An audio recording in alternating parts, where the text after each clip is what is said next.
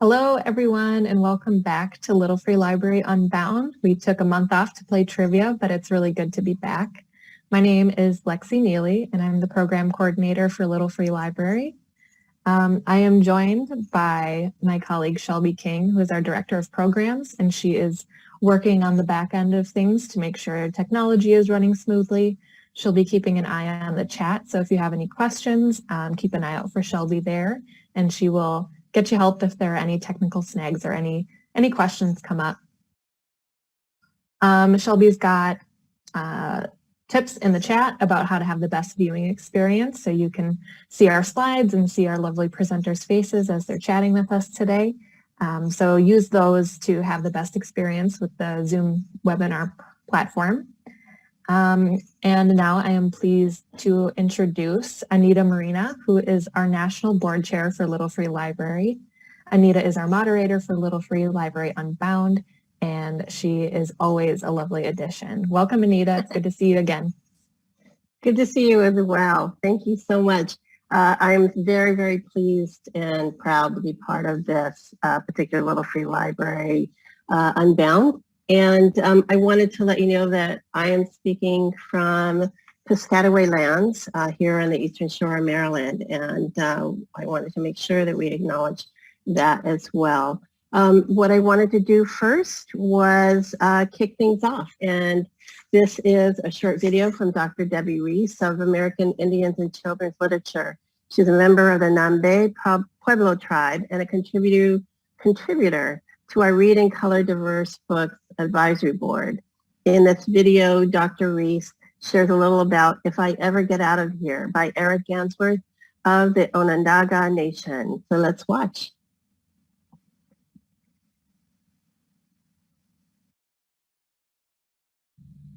Hi, I'm Debbie Reese of American Indians and Children's Literature.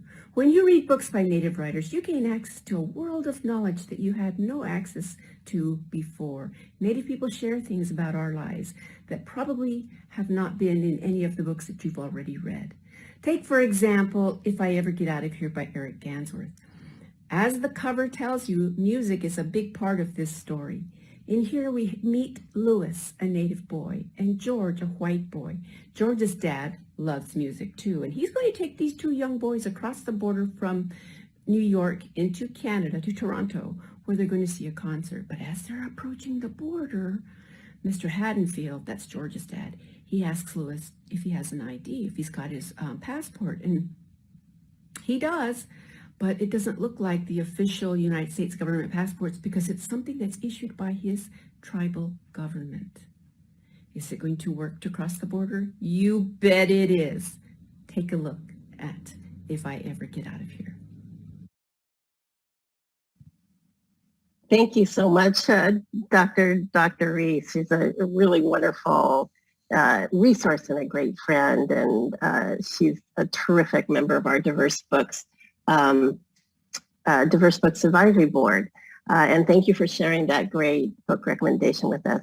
And now it's my pleasure to introduce one of Little Free Library's newest team members, Valerie Kingsland. She joins us as a program manager, which entails maintaining our Impact Library program and building and developing our Native Impact Library program. Valerie, take it away. Let's tell us a little bit more about yourself and your role. Hi, everyone. I'm so glad to be here. I'm Valerie. I'm Inupiaq. I was born and raised in Alaska, and my pronouns are she, her. My mother, Carol, and my grandparents, James and Jenny Uxuk-Tarek, are from the native village of White Mountain. My father, David, was actually raised in Wisconsin, but never left Alaska after meeting my mother. I'm tribally enrolled in the native village of Unalakleet and was raised in Unalakleet in Fairbanks. I live in Seward. I've been here since 2000 with my husband and 3 boys, which is actually the farthest south I've ever lived. And my previous work includes 15 years of working in school and public libraries. I earned a master's in library and information science at San Jose State University through a Circle of Learning Scholarship program that was sponsored by the American Indian Library Association. This opened up quite a few wonderful opportunities for me to expand my interest in Indigenous matters, cultural competency, literacy, lifelong learning, among other interests. And my passion for equitable access to information, promoting literacy, building community, and the opportunity to serve Indigenous peoples and communities are really what attracted me to this position. So I'm pretty excited about it. I love that I can work from home with such a broad impact in ways that are really meaningful to me. The Little Free Library has experienced really incredible growth during the pandemic, which provides really great opportunities to update and expand our granting programs and to hire people like me. So I'm really happy to be here. To be able to support book sharing in communities and neighborhoods that don't have the resources to start their own book sharing box and is really at the heart of the Little Free Library mission. So it's really an honor to be able to be a part of that. And for me as an Indigenous person, I'm especially excited to be able to work with Indigenous stewards like the ones we have on our show today and partners and supporters to develop a culturally responsive program that honors cultural heritage and knowledge and cultural values of Indigenous peoples and communities.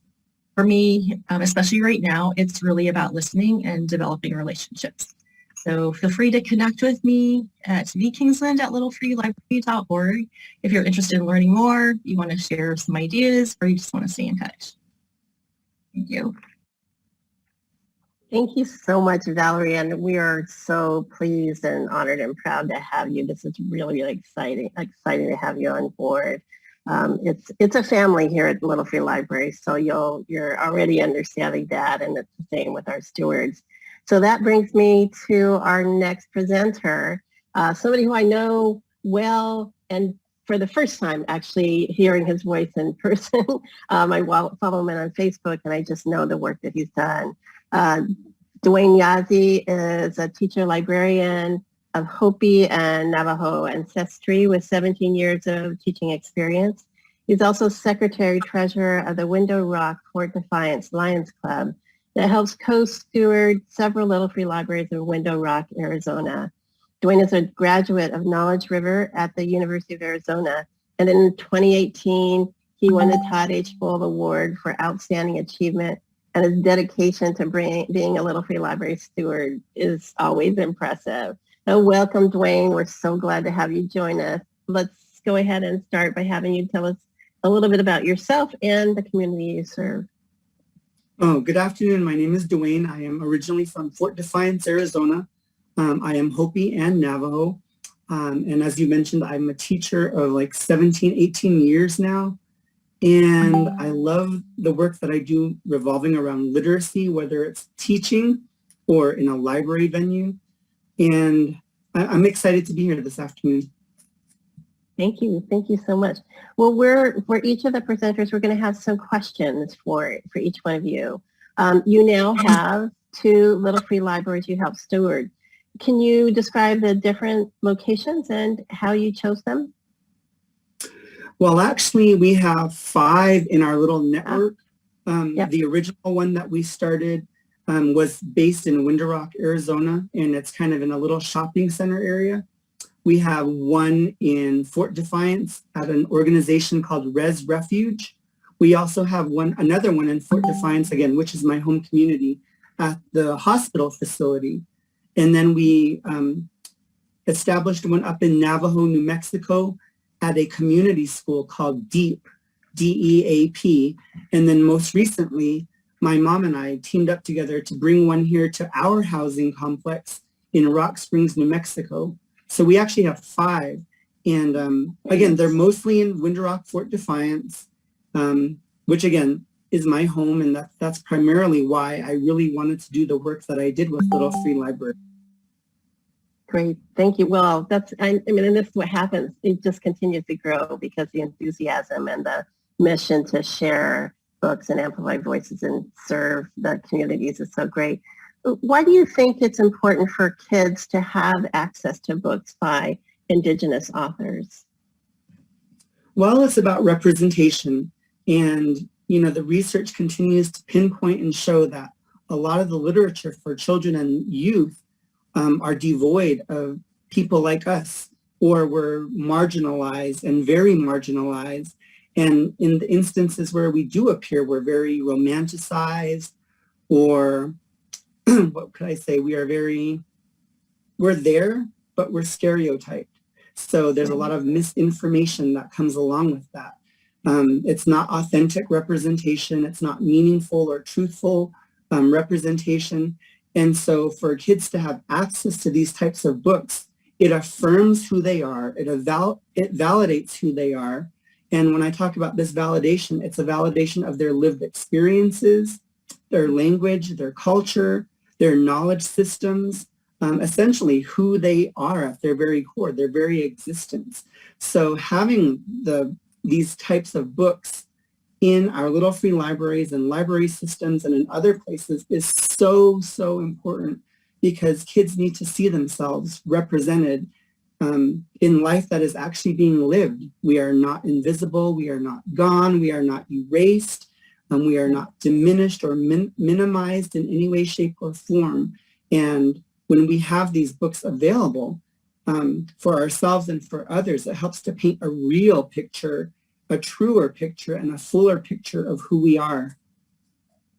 Great, thank you, Duane. And it becomes a point of discussion. You as a teacher and a librarian know that that's the beginning point, the presence of the book, but also the opportunity to talk about those stories and to share those experiences is really critical for all of us, for the community as well.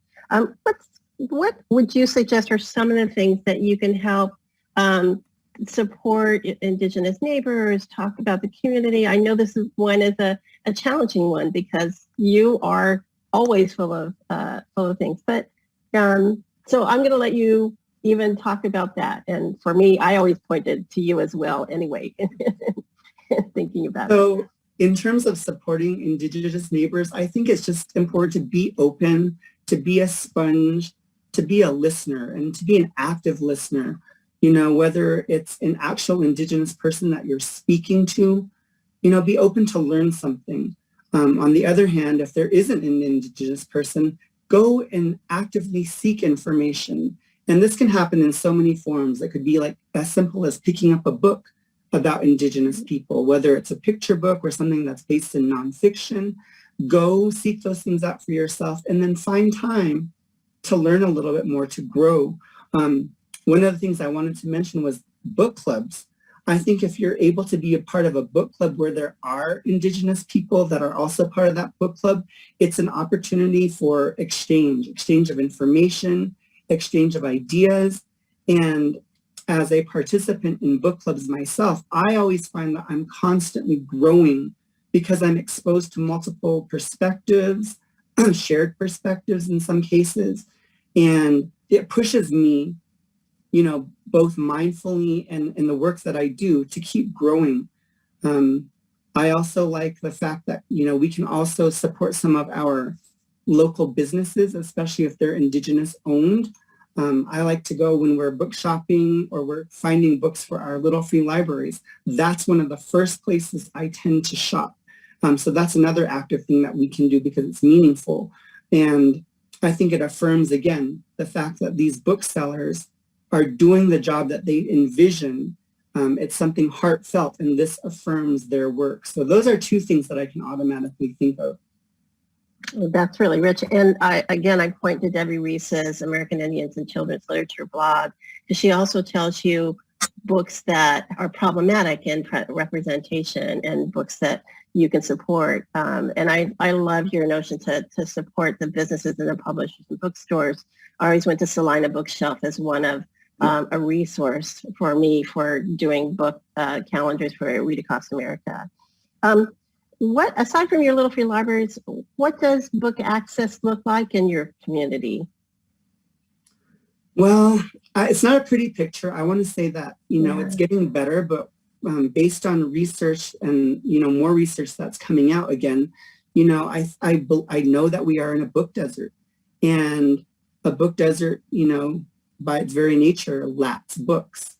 You know, here in my home community, Winter Rock Unified School District is the largest school district, and they have libraries in each of their schools.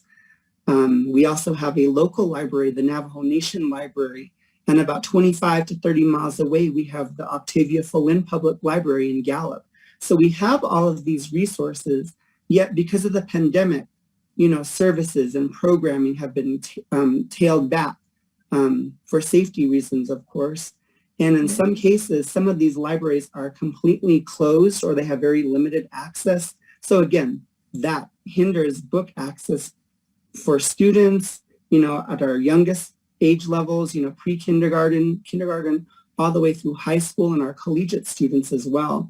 And then, of course, other community members. So, you know, it is not the prettiest sign, but we're trying to help with that by establishing our Little Free Library network and getting word out there that, hey, we have these Little Free Libraries. Everyone is able to go and visit them in the safest manner possible.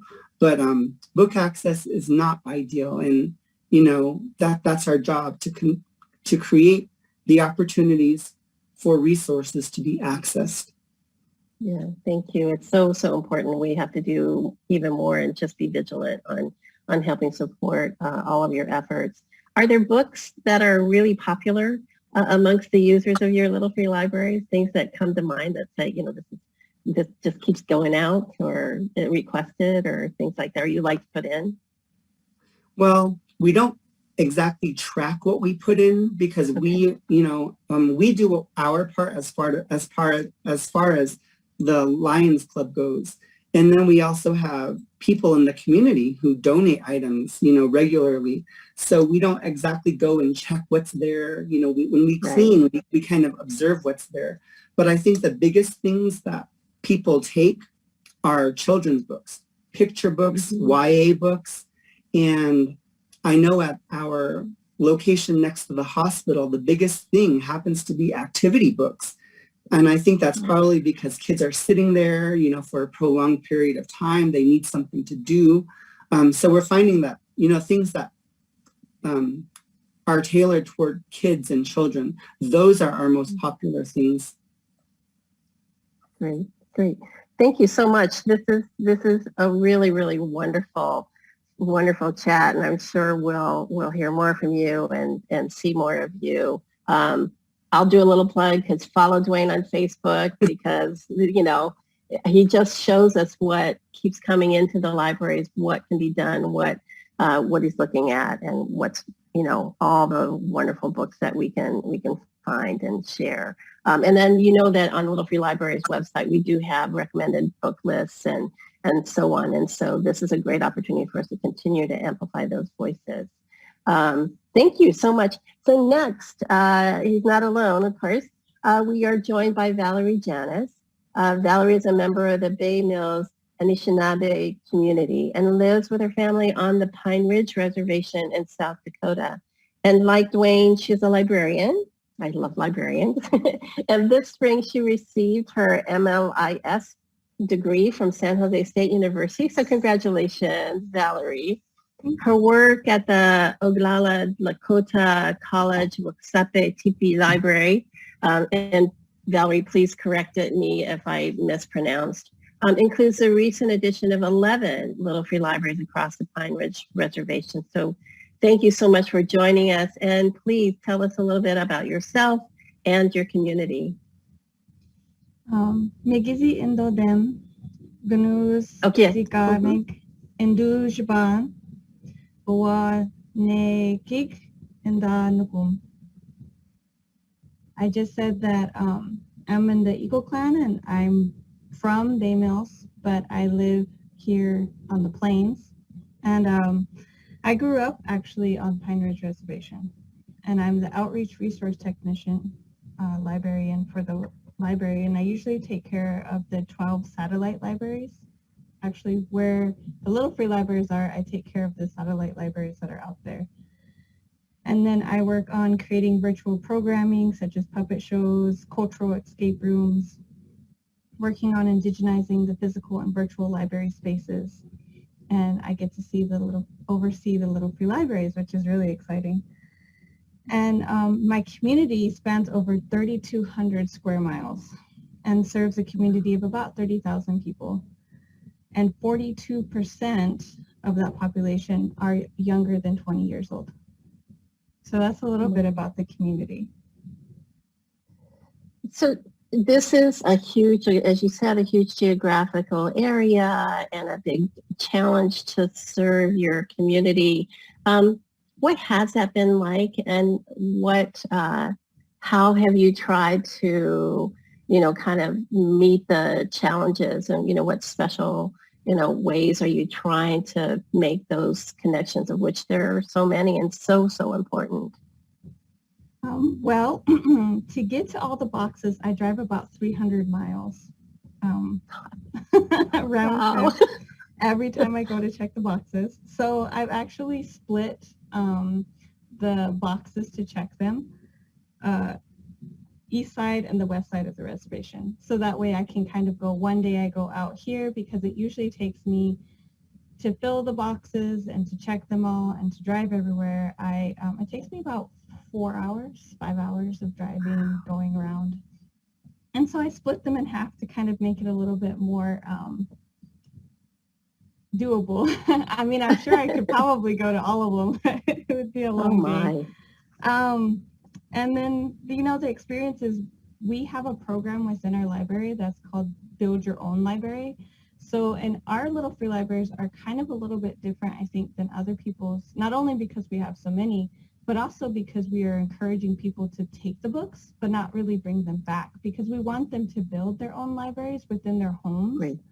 And so I actually use little stickers. There's green, blue, and red, and I mark the books. And so I can tell that 45.2% of the books we give out are children's, 29.5% are adult, and only 25% is young adult. So the most that we usually give out is children's. But I actually keep statistics on books that we're giving out. There are some people that put books in, but because I put stickers on my books, I know that those ones are donated from the community itself. And so then I can keep track of the ones that I put in and that people take. So where do you get your books for your Little Free Library? Somebody asked on the chat. Are they most of them done, or do you purchase them? Or no, we don't purchase any of our books. We actually have donors that send a lot of books. We have probably quite a few downstairs. We have a storage area for our Build Your Library books, and so we have a good storage area separated by children's and adult. And Friends of Pine Ridge is actually, she is amazing, because she gives out lists. Like, we give her like wish lists. So I tell people, if you guys want to see a certain book within the libraries, tell me, and then I can create a list, and then we give it to the Friends of Pine Ridge, and she's been amazing. So we get a lot of donors from all over the world sending us books. That's just so wonderful. And I'm still, a little bit stunned about the amount of miles that you drive. It's always a challenge, always impressive. And even in inclement weather, you must have to deal with, tough weather out there as well. We do. During the winter months, I kind of stagger and try to watch the weather as much as I can. Okay. And then it's crazy, because the weather on the west side could be really icy, and then the weather on the east side could be kind of nice. So it just kind of depends. So it's interesting to see the differences in weather. And this is an example of the lengths our stewards go to help their communities. So it's always so impressive. Why do you think it's so important for kids to have access to books by Indigenous authors, Valerie? Well, I think it's important for them to have it because of what Duane said. He was articulate perfectly about that. But I also think it's really important for them to find books that they can relate to. And if it's non-Indigenous children that are reading Indigenous authors, it's important for them to have windows into our communities, so that they can understand and have that respect a little bit more. But it's also for our children about pride in their culture and their languages, and not to be embarrassed about who they are, and to be like, this is who I am, and to stand strong with that. And the more they see that, the more it can encourage them to have that. And it also shows them that as Indigenous children, that they can write their own stories, that they can, there's possibilities out there for them. It's not, this is reservation life or whatever, and they're stuck there. It's showing them that they're only limited by their imagination. As an author and artist myself, I'm continuously telling kids, you're only limited by your imagination. And literacy is really important in helping that. Truly, and your story may be different. It may be the same story in one context, but what you bring to it is very unique and different. And I think those voices are always really important. So what has surprised you most about in your experiences as a steward? What comes to mind? It's kind of interesting. The most surprising thing, I guess, is the care that all the boxes have been, the people really care about checking them. I've had people stand back while I filled the boxes and then come over. And all the boxes I was a little worried about vandalism because they're so spread far out. Like I said, I have to drive so far. So I was worried about that. But, I'm pleasantly surprised that the boxes are all doing good. The people are always interested in what's new in the boxes. They'll, it's great to see that literacy embraced. Great, thank you. Are there things that you can suggest all of us do to help support communities like yours, whether they're local to you or wherever we might find them? Well, I think adding Indigenous books within Little Free Libraries around the world is amazing. Perfect. Helping local artists and authors within your community, Indigenous authors and artists, and to find programs that, such as Friends of Pine Ridge, that can help with donating books to communities. She doesn't just work with Friends of just Pine Ridge. She also works with other Indigenous communities to help them get books and things, and even jackets for kids. So to have people like that in our corner is really amazing. That's great. Thank you so much. Aside from the Little Free Libraries, what does book access look like in your community? As with all schools nationally, you're seeing a decline in school libraries a lot. And that people thinking that they're not important. And so you're seeing a lot more limited access.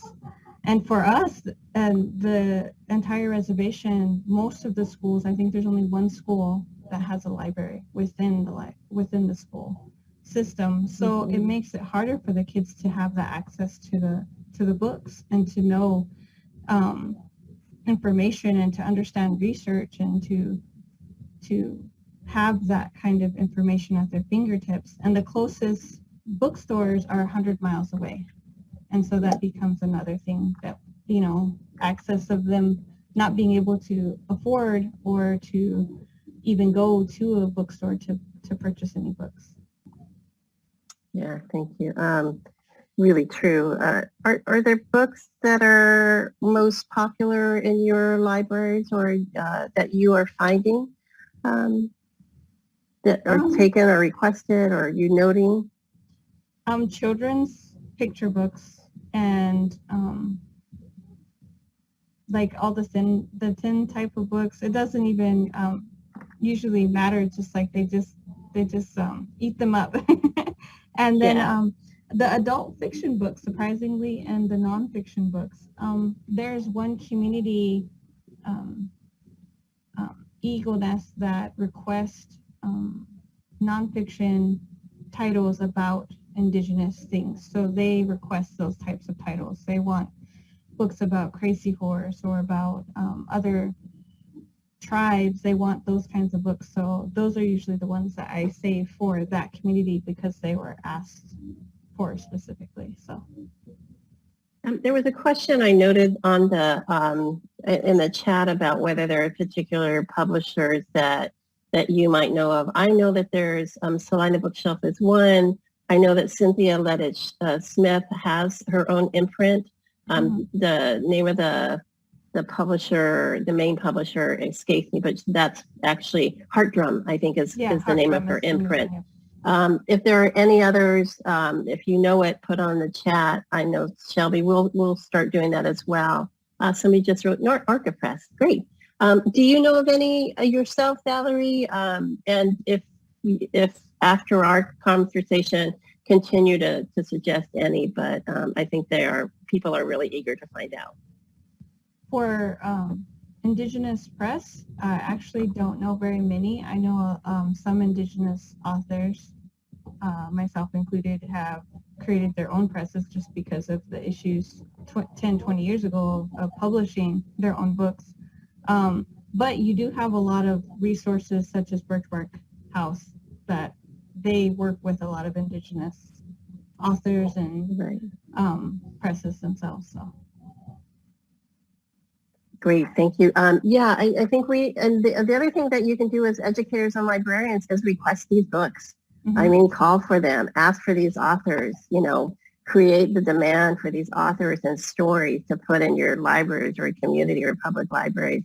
That is another way to support the communities that all of us serve and in our own communities to just really raise that profile and amplify the voices. We do need those stories now more than ever. So thank you so much, Valerie. What a great conversation. And be safe out there because we're going to be worried about you on the road all the time. But we so thank you for going out there on the road. Our next guest, our third guest this month is Amanda Leclair Diaz, who is a member of the Eastern Shoshone and Northern Arapaho communities. She's also the steward, congratulations, of the 25,000th Little Free Library, which is located on the Wind River Reservation in Fort Washakie, Wyoming. Mm-hmm. Amanda is the doctoral candidate in the University of Arizona with a major in Indigenous education and a minor in teaching and teacher education. I'm loving that. It's teachers and librarians, so this is my heart space. We have a great panel of educators here, of course. So welcome, Amanda. Please tell us more about yourself, the community served in the Wind River Reservation, and your Little Free Libraries. Okay, han nai nitaunibe na gani yogoe sikan davetsan huihu dos nana ese ina nitaunibe nanana sasono ise hinana enana niehi cheena ou Niisini Haho. So I just introduced myself in Eastern Shoshone and Northern Arapaho. My Arapaho name is Singing First Woman, and my home is, even though I'm a graduate student at the University of Arizona, my home is Fort Washakie, Wyoming, which is located on the Wind River Reservation. And just thank you for having me. That's something that I wanted to say as well. We are the 125,000th Little Free Library recipient. We're also the first Little Free Library located on our reservation. So there's a town that's right next to our reservation that has 4 little libraries. And when I looked at our reservation, there weren't any. And so I talked to some former co-workers. I used to be a paraprofessional at the local school in my community. And I talked with some former co-workers who are teachers to ask if they would be interested in helping submit for an impact library and to help take care of it. And they said yes. And I shared this in the chat with Duane, but Duane was one of the, I learned about his Little Free Library and his efforts and initiatives while attending the University of Arizona. And that was a really big inspiration for me. And so, and when I shared it with the other teachers, they also were very inspired by that as well. So, yeah. Wow, thank you, Amanda. Well, I just also have to say today, because I used to work for the National Education Association. So today is Education Support Professionals Day, which we recognize all of you who are in classrooms, school buses, cafeterias and everywhere you work on a school ground, because you're instrumental to the life of a public school child or all children in school. So we thank you again for your service and honor you that way. Your library has now been up and running since the summer. So tell us what the first few months have been like. The first few months they've been great. There was a lot of, at first when we opened the discourse, it was, I wonder how many books will move. There was a little hesitation at first from people who asked me, we can just take the books, we can just take them and take them to our home and read them. Like, how much does it cost? Is it a fee? And I was constantly on our social media pages and also in flyers, I printed out flyers as well. I really emphasized this is a free service. If you want to keep the books, you absolutely can keep them. And you don't have to donate a book to participate in this, because, similar to what, the other two panelists mentioned too, we're in a book desert. Our reservation's about 2.2 million acres. And so there's very long distances between the public libraries at the school and also just with weather that we during the winter and even the fall, we have snow and spring. And so that can make it harder too for transportation to places. But so far, by my estimation, we've probably moved about 300 books so far. And so that's been exciting. And yeah, we're just really excited to be up and running and everything. So. That's really terrific. And I think what both Valerie and Duane and all of you and you say too is that the notion of building home libraries, because as you know, the difference between families with libraries and the language acquisition and the skill in reading, makes a difference when you have more books in the home. And so part of what you're doing is contributing to home libraries as well, which again, really are wonderful to contribute to the learning of children and even adults when adults read to their kids as well. Why do you think it's important to have access to kids by Indigenous authors?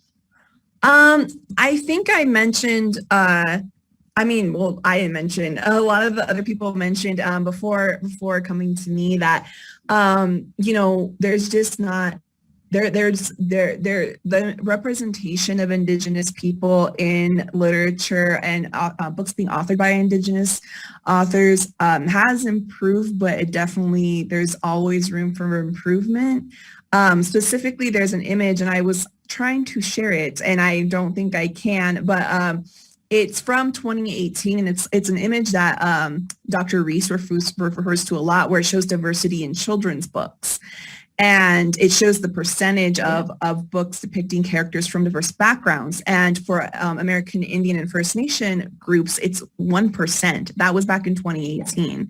And it's that number is slow to grow. And I know myself, when I was younger, I really yearned for stories that were representative of me. And I, in terms of certain intersections of my identity, I was able to find some things I could connect to, but I, in terms of an Indigenous woman, being an Indigenous woman, it was, I didn't find that as much. And so I think it's just so important for youth and for anybody to be able to connect to the stories that they're reading and to see themselves reflected in the stories.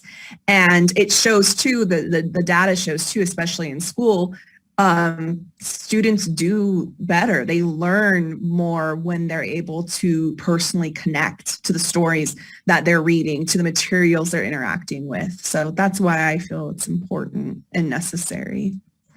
Yeah, I completely agree. The more we can see ourselves in the pages of the books, and as an Asian Pacific Islander Filipino, for me, seeing more of people who look like me or stories that I resonate with, it's huge. And I used to, like you, I used to search and long for them as well.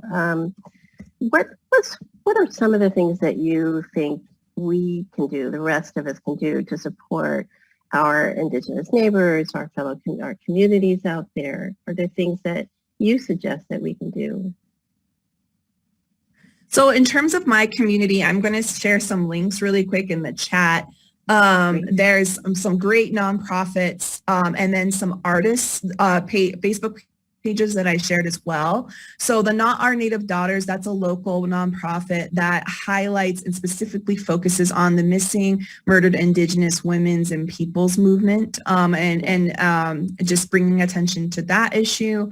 Grow Our Own is also a local nonprofit in our area that they are focused on promoting gardening skills and helping people within our community, learn more about gardening, specifically, culturally sustaining practices in terms of gardening pertaining to both Eastern Shoshone and Northern Arapaho communities.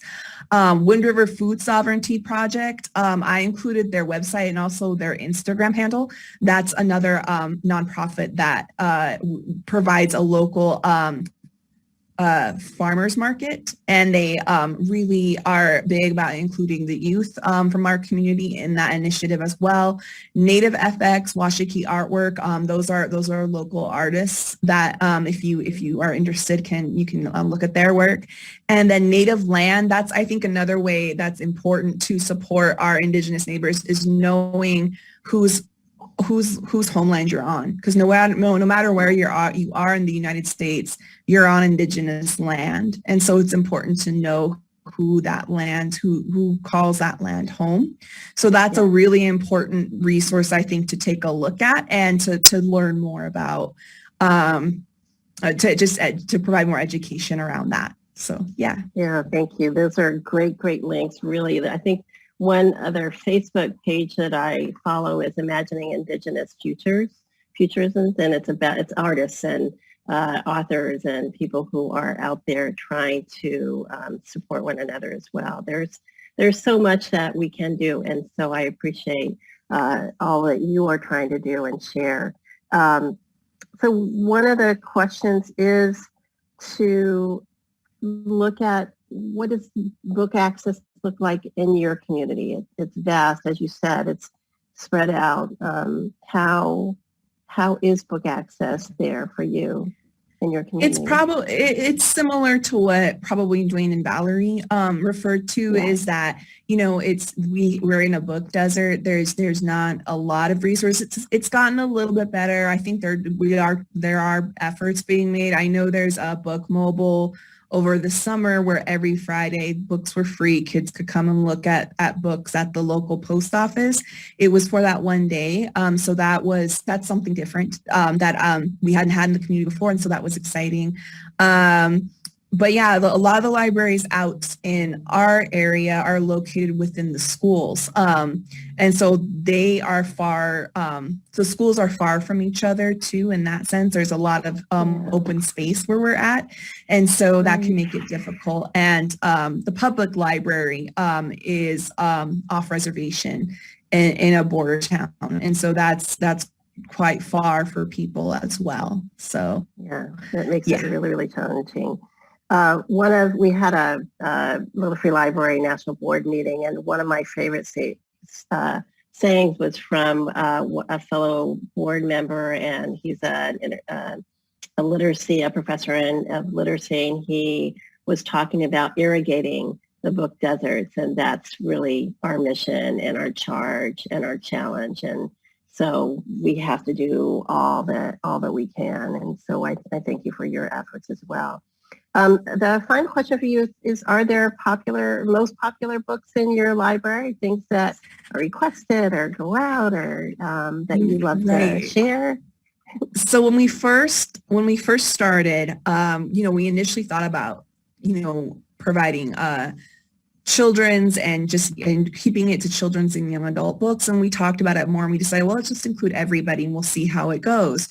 And what's been most popular and probably what's moved the most, just from what I've seen since we've opened, are grown-up books, our books the adults frequent it with their children. And I think, they grab books as well as, the kids' books. So that's been something like really pleasantly surprising that we're seeing, because that was something too that we thought about when we opened it to all ages. That was probably one of my most favored memories, is reading intergenerationally. You know, my parents and grandparents reading to me, and then eventually me, when I learned how to read, reading to them. And so once we decided to open up to all ages, we thought, well, that will be really cool if that can happen. So that's something that's been a really good surprise to see. And also those are probably the books that we see move a lot. So yeah. Yeah. Oh, it's really terrific. And yes, books are for everyone. And it's so important when you discover that there's a book that just pulls on the heartstrings of an adult as well as a child, or something that they share or talk to a neighbor or a fellow community member about. So thank you so much. This has been a really, really wonderful session. I do also want to say that the work that you are doing, when we think about the numbers of children in Canada and the U.S. who are lost to us, who never had their stories told, who did not have the opportunity to see themselves in the pages of a book, for you to be doing this for your communities is so important, so meaningful and powerful, and we amplify your voices as much as any, and we thank you, because I know that it's in their memory and in their honor that you do what you do for your community, and that's all that we have to do as well. So thank you, all three guests, and also to Valerie Kingsland, who is also just a treasured member of the Little Free Library family. If you have enjoyed this chapter of Little Free Library Unbound, please consider a financial contribution to help us continue to offer these free events. You can see the caliber of our stewards and our speakers.